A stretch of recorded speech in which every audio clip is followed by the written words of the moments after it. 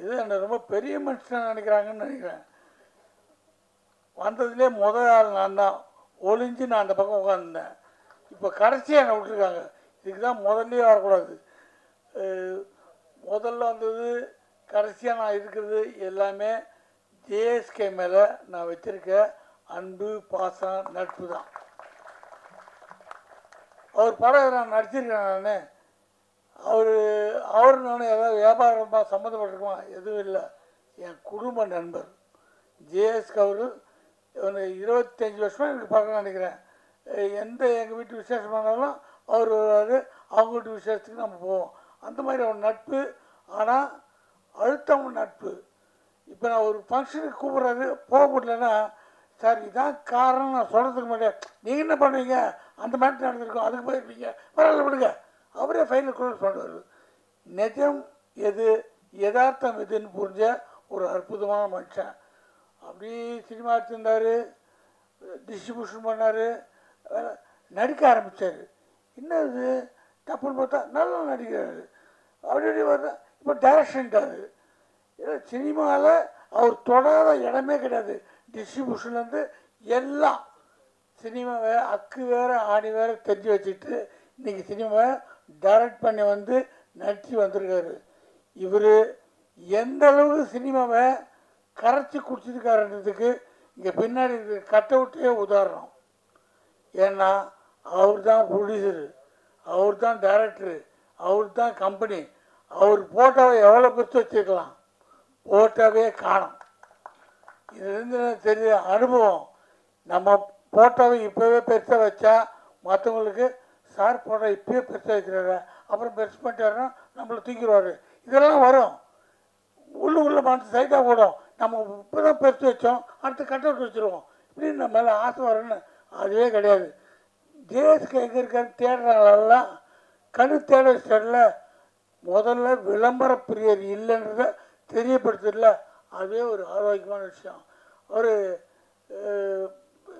எனக்கு நிறைய அட்வைஸ் பண்ணியிருக்காரு, நிறைய விஷயம் கேட்டுக்குவார். இது எப்படி அது எப்படின்லாம். எல்லாத்துக்கு மேலே ஒரு சிறந்த குடும்பஸ்தன். எனக்கு அவர்கிட்ட பிடிச்சதே தான். அவர் நம்மளாம் மொபைல் ஃபோனில் அந்த பாட்டு இந்த பாட்டு நமக்கு பிடிச்ச பாட்டு எதாவது வச்சுப்போம். அவர் ஃபோன் ஆன் பண்ணால் அவர் பொண்ணு சின்ன வயசில் பாடின ஒரு அற்புதமான ஒரு ராகம் அதான் வச்சுருப்பார்.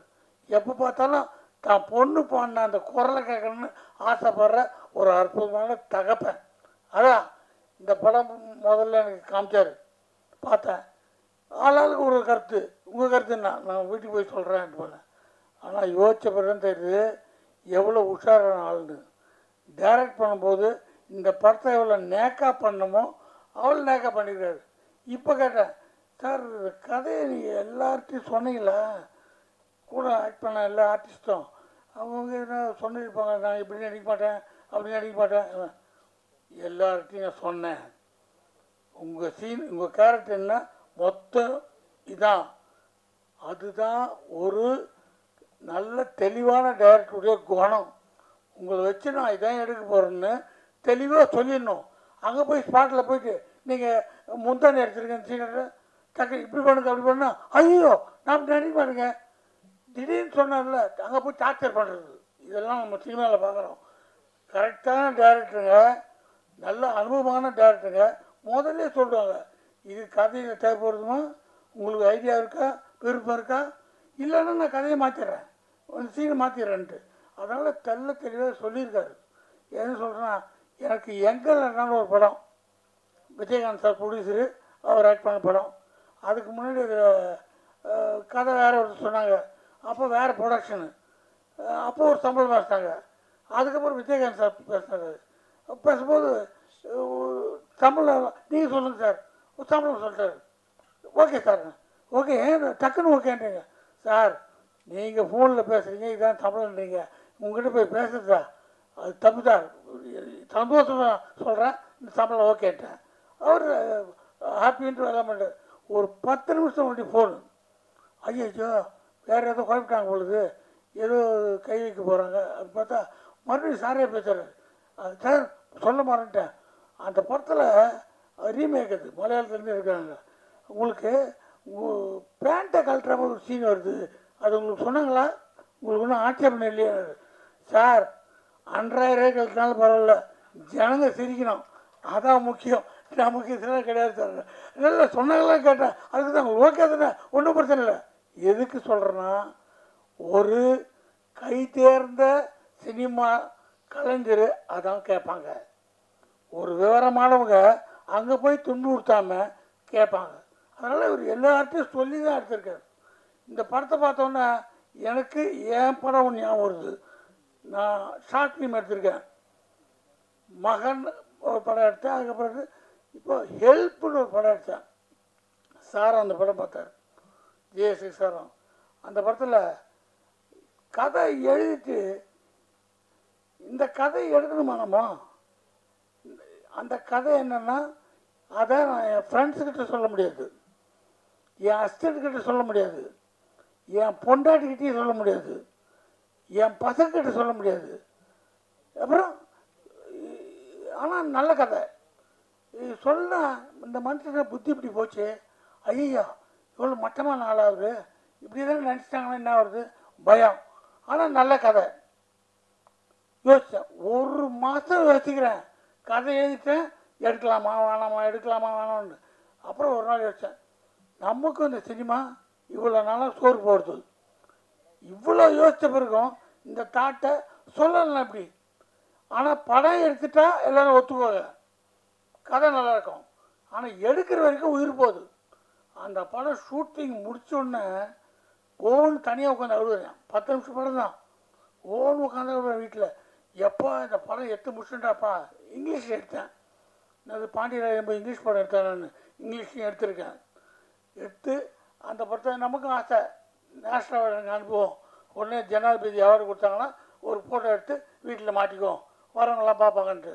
அது போனவங்க திரும்பி வந்துச்சு, நமக்கு வரல. ஆனால் நான் சும்மா இல்லை, எல்லா ஃபெஸ்டிவலுக்கும் அனுப்பிச்சேன். அப்போது சவுத் ஆஃப்ரிக்காவில் ஒரு ஃபெஸ்டிவலுக்கு அது செலக்ட் ஆச்சு. அவன் சவுத் ஆஃப்ரிக்காவில் நீ விருப்பம் வந்தால் வா நான் ஃபெஸ்டிவலுக்கு, ஏன் விடுவானோன்ட்டு நான் சவுத் ஆஃப்ரிக்காவுக்கும் போயிட்டு வந்தேன் அந்த படத்தை. அப்போ இந்த மாதிரி யூடியூப்லாம் அப்படி இல்லை, அப்போ தான் ஆரம்பிக்கிறாங்க. அந்த படம் முடித்து ஒரு 2 வருஷம் பொறுத்து யூடியூப்பில் போடலாமான்ட்டு ஒரு யூடியூப் கம்பெனியில் போட்டேன். அவங்க 60-40 அக்ரிமெண்ட்டு, எனக்கு 60%, அவங்களுக்கு 40%. சும்மா போட்டு வச்சுட்ட படத்தை கொடுத்தா ஒரு மாதத்தில் எனக்கு அந்த கம்பெனிலேருந்து 5 லட்ச ரூபா கொடுத்தாங்க. அது பெருசு இல்லை. அந்த படத்தை இது வரைக்கும் 2,80,00,000 பேர் பார்த்துருக்காங்க. ஆனால் இந்த படத்தில் இருக்க மாதிரியே அந்த கதையை சொல்லும் போது எனக்கு அவ்வளோ டென்ஷன் இருந்தது. எடுத்த உடனே பார்த்தா என்ன காட்டியா எப்படி வந்துச்சு, படம் பார்த்தவங்களும் அழுகுறாங்க ஃபீல்டில். அந்த ஃபீலிங் தான் ஜேஎஸ்கே சார் படம் பார்க்கும்போது எனக்கு வந்தது.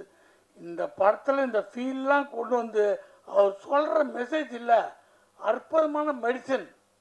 ஒரு சமுதாயத்துக்கு தேவையான ஒரு ஆம்பளைகளுக்கும் பொம்பளைகளுக்கும் அவசியம் தெரிஞ்சுக்க வேண்டிய விஷயம். இதை தேன் தடவி கொடுத்தா தான் போய் சேரும். அழகாக இதை எங்கேயோ கொண்டு போகிறாரு, எப்படின்னு பார்த்தா கடைசியில் கொண்டு போய் அற்புதம் முடிக்கிறது. எல்லாம் சொன்னாங்க தியேட்ரிக்கல்லி பயங்கர வசூல் ஆகுன்ட்டு. அது உதட்டளவு இல்லை, உள்ளத்தால் உணர்ந்து எல்லோரும் சொல்கிறாங்க. ஏன்னா அவர் தொட்டது எதுவுமே மிஸ் ஆனதில்லை.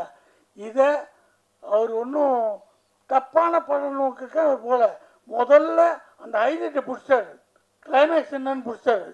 இதை நோக்கி தான் கதை போதுன்னு அதுக்கு இந்த படம் திகட்டாமல் போனதுக்காக அங்கங்கே தேன் தரணும் அழகாக கொண்டு போயிருக்காரு. இந்த மாதிரி ஆட்கள், இந்த மாதிரி துணிச்சல் எல்லாருக்கும் வரணும். அது இங்கே வர்றவங்க அத்தனை பேருமே நான் படம் பார்க்கல ஆனால் பிடிச்சிருக்கின்றாங்க. கொஞ்சம் பார்த்ததுலையே ஒரு டெமிட் வருது. இந்த மாதிரி படங்கள் ஓட ஓட ஜேஎஸ்கே மாதிரி ஆயிரக்கணக்கான டைரக்டர்ஸ் தமிழில் உருவாகிட்டே இருப்பாங்க. ஏன்னா இன்ட்ரெஸ்டிங்கான விஷயம், ஜனங்களுக்கு தேவையான விஷயத்த மருந்து தடவி கொடுக்கும்போது கண்டிப்பாக ஓடும். அவருக்கு எல்லாத்துலேயும் அனுபவம், படத்தை எப்படி ரிலீஸ் பண்ணணும், எந்த தேட்டரில் ரிலீஸ் பண்ணணும், எல்லா அனுபவத்தையும் அனுபவ கொள்வதெல்லாம் மொத்தமாக போட்டு ரிலீஸ் பண்ண போகிறாரு. நீங்கள் வாழ்த்துங்க, இந்த படம் வெற்றி அடையும். நன்றி, வணக்கம்.